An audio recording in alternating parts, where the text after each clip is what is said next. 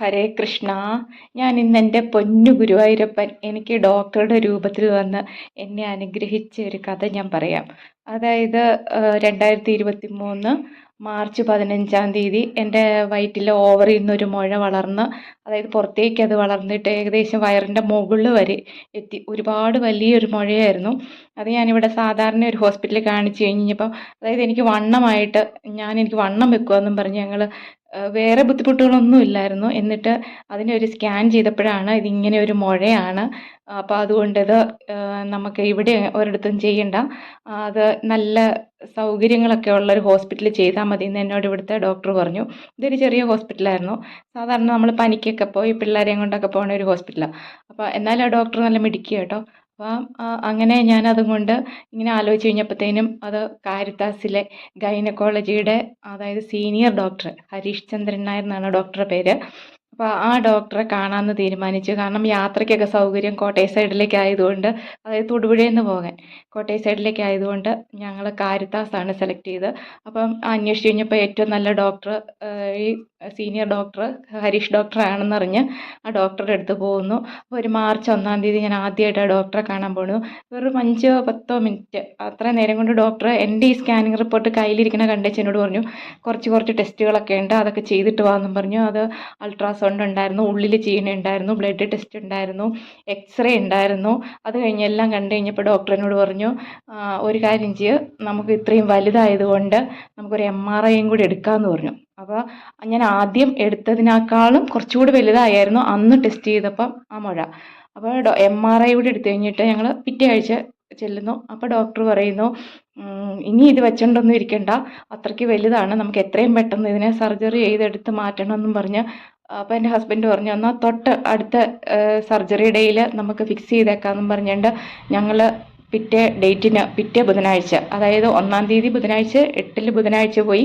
പിന്നെ 15-ാം തീയതിയിലേക്ക് ഞങ്ങൾ അത് ബുക്ക് ചെയ്യുന്നു. അപ്പോൾ ഡോക്ടർ പറയുന്നു, ചൊവ്വാഴ്ച നിങ്ങൾ വന്ന് ഇവിടെ ഗൈനക്കോളജിയിൽ അഡ്മിറ്റ് ആയിക്കോ, എന്നെ കാണണമെന്നൊന്നുമില്ല എന്നും പറഞ്ഞിട്ട് ഞങ്ങളെ പറഞ്ഞു വിടുന്നു.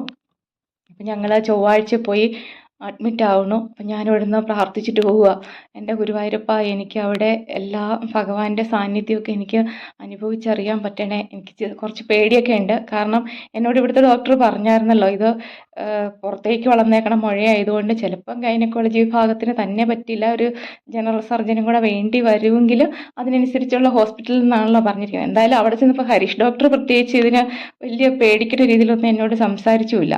അപ്പം ഞാനിങ്ങനെ ഇരുന്ന് അവിടെ ഇവിടുന്നേ പ്രാർത്ഥിച്ചിട്ട് പോവുക, ഭഗവാൻ എൻ്റെ കൂടെ ഉണ്ടാവണം, എനിക്കതൊക്കെ അനുഭവിച്ചറിയാനായിട്ട് പറ്റണം. അങ്ങനെയൊക്കെ ഞാൻ ചൊവ്വാഴ്ച ഇവിടുന്ന് രാവിലെ പോകുന്നു, ഭക്ഷണമൊന്നും കഴിക്കണില്ല, അവിടെ ചെല്ലുന്നു, അഡ്മിറ്റ് ആവുന്നു. ഞാനങ്ങനെ അതിനകത്ത് അവരവരുടേതായ എൻ്റെ ഓരോരോ മുന്നേ ഉണ്ടായിട്ടുള്ള ബുദ്ധിമുട്ടുകളും കാര്യങ്ങളും ഒക്കെ ചോദിച്ച് പ്രഷർ നോക്കുന്നു, സോഡിയം നോക്കുന്നു, പൊട്ടാസ്യം നോക്കുന്നു, ഇങ്ങനെയൊക്കെയുള്ള കാര്യങ്ങളൊക്കെ ആയിട്ട് ഞാനവിടെ ഇങ്ങനെ ഇരിക്കും. ഒരു 2 മണിയൊക്കെ 1:30 ആയി കാണും. അപ്പോഴത്തേനും അവിടെ ലേബർ റൂമിൽ എന്തോ ഒരു എമർജൻസി കാര്യത്തിന് വേണ്ടിയിട്ട് ഡോക്ടർ യാദൃച്ഛികമായിട്ട് ഈ വാർഡിലേക്ക് വരിക. അപ്പം ഞങ്ങളിങ്ങനെ ഒരു 10-30 പേര്, പ്രസവത്തിനുള്ളവരുണ്ട്, ബ്ലീഡിങ് ഉള്ളവരുണ്ട്, DNC ചെയ്യാനുള്ളവരുണ്ട്, എന്നെപ്പോലെ മുഴയുള്ളവരുണ്ട്, മുഴ ഉണ്ടായിട്ട് ബ്ലീഡിങ് ഉള്ളവരുണ്ട്, ഇങ്ങനെ പല തരത്തിലുള്ള പേഷ്യൻ്റ് അവിടെ ഇങ്ങനെ ഉണ്ട്. അപ്പം ഡോക്ടർ ഇതിൻ്റെ അപ്പുറത്തും ഇപ്പുറത്തും ഒക്കെ ഇങ്ങനെ കട്ടിലുകളുടെ ഇടയിൽ കൂടെ ഡോക്ടർ ഇങ്ങനെ ലേബർ റൂമിലേക്ക് പോകാനായിട്ട് പോകും. അപ്പോൾ എൻ്റെ അടുത്ത് വന്നു കഴിഞ്ഞപ്പോൾ ഞാൻ കണ്ടു, എൻ്റെ ഡോക്ടറാണല്ലോ വന്നതെന്ന് ഞാനിങ്ങനെ മനസ്സിൽ വിചാരിച്ചുകൊണ്ട് ഇങ്ങനെ ഡോക്ടർ നോക്കേണ്ടത്. കാരണം എനിക്ക് ഈ മുഴ വലുതാണെന്ന് പറഞ്ഞാൽ എനിക്ക് വേറെ ബുദ്ധിമുട്ടുകളൊന്നുമില്ല, കുറച്ച് വയറ് വല്ലാതെ വീർത്തിരിപ്പുണ്ടെന്നേ ഉള്ളൂ. നടുവേദനയോ ബ്ലീഡിങ്ങോ അങ്ങനെയുള്ള പ്രശ്നങ്ങളൊന്നും എനിക്കില്ല, വയറുവേദനയോ ഒന്നുമില്ല. ഞാനിങ്ങനെ കിടക്കുവാണ് അവിടെ. അപ്പോൾ 2 കട്ടിലിൻ്റെ അപ്പുറത്തേക്ക് നിന്നിട്ട് ഡോക്ടർ ബാക്കിലേക്ക് വരിക. ബിന്ദു അല്ലേ? ഞാൻ പറഞ്ഞു അതേന്ന് പറഞ്ഞു.